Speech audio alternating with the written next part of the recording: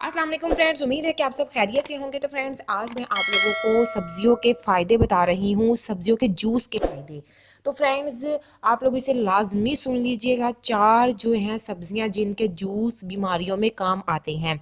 आप लोगों ने रोज़ाना डेली बेसिस पर अगर आप लोगों को वो बीमारियां हैं तो आप लोग वो जूस थोड़ा थोड़ा पी लें, यानी कि आधा गिलास से कम पी लें रोज़, तो इंशाल्लाह ताला आप लोगों की जो बीमारियां हैं वो मसले हल हो जाएंगे।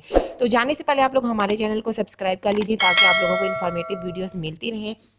तो सबसे पहले खीरे का जूस, ये पथरी निकालने में बहुत ज़्यादा कारआमद है। आप लोग डेली बेसिस पर अगर पथरी का कोई मसला है तो आधे से कम गिलास डेली बेसिस पर खीरे के जूस का अगर पीते हैं तो ये आप लोगों की कुछ ही दिन के बाद आहिस्ता आहिस्ता कर कर पथरी निकाल देगा।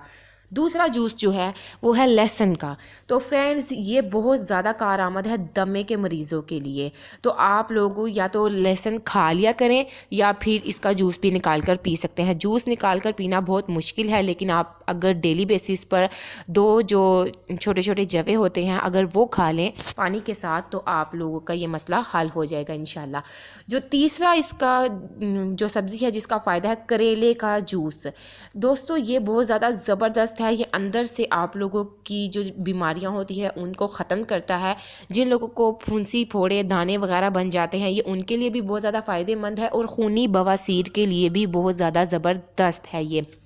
तो आप लोगों ने इसको किस तरह इस्तेमाल करना है, आप लोगों ने चीनी मिलाकर इस जूस को पी लेना है।